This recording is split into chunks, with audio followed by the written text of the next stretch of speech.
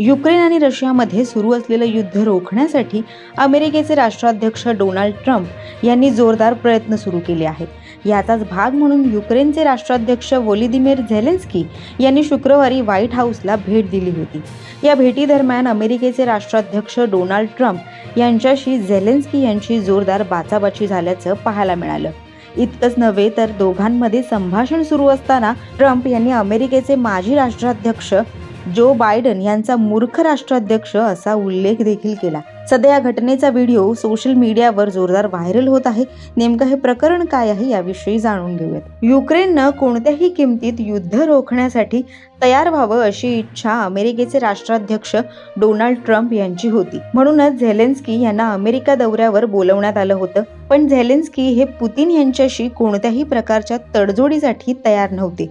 संभाषणादरम्यान त्यांनी पुतिन यांना खुनी देखील म्हटलं आहे। त्यांच्या ह्या वागणुकीमुळे राष्ट्राध्यक्ष ट्रम्प हे खूप संतापले होते। In the future. God bless. You don't know that. God bless. God bless. You will not have a war. Don't tell us what we're going to feel.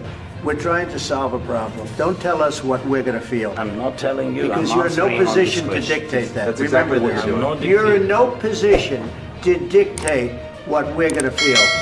We're going to feel very good. You will feel influence. We're going to feel very good and very strong. You will feel influence. You're right now not in a very good position.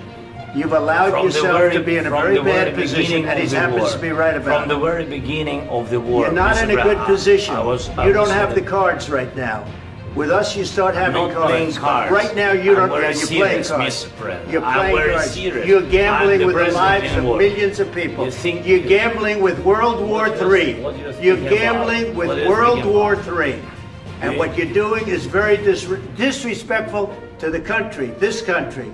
That's back to you. Far more than a lot of people said they should have. Have you said thank you once? या बैठकीदरम्यान बोलताना Trump युक्रेनच्या राष्ट्राध्यक्षांना म्हणाले की तुमचा देश मोठ्या संकटात आहे।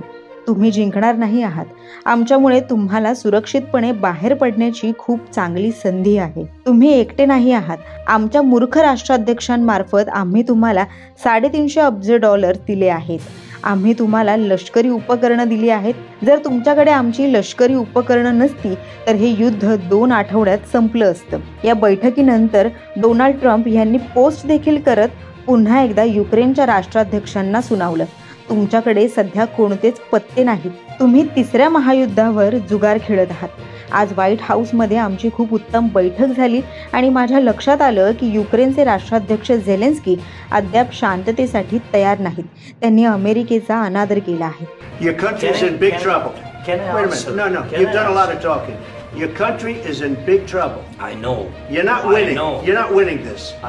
You have a damn good chance of coming out okay because of us. Mr. President, we are staying in our country, staying strong from the very beginning of the war. We've been alone, and we are thankful. I said thanks you haven't in been this alone. cabinet. You haven't been alone. In this cabinet. We gave you, through this stupid president, $350 billion.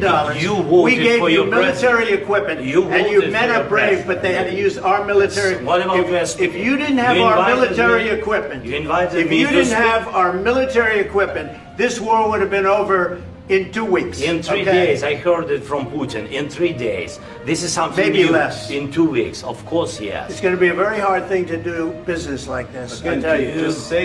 White हाऊसमध्ये घडलेल्या या प्रकारानंतर युक्रेनचे राष्ट्राध्यक्ष Vladimir Zelensky म्हणाले की जोपर्यंत त्यांना हल्ल्याविरुद्ध सुरक्षा हमी मिळत नाही तोपर्यंत त्यांचा देश रशियासोबत शांतता चर्चेत सहभागी होणार नाही। अमेरिकेचे राष्ट्राध्यक्ष डोनाल्ड ट्रम्प यांच्याशी भेटीदरम्यान झालेला वाद दोन्ही देशांसाठी चांगली गोष्ट नाही।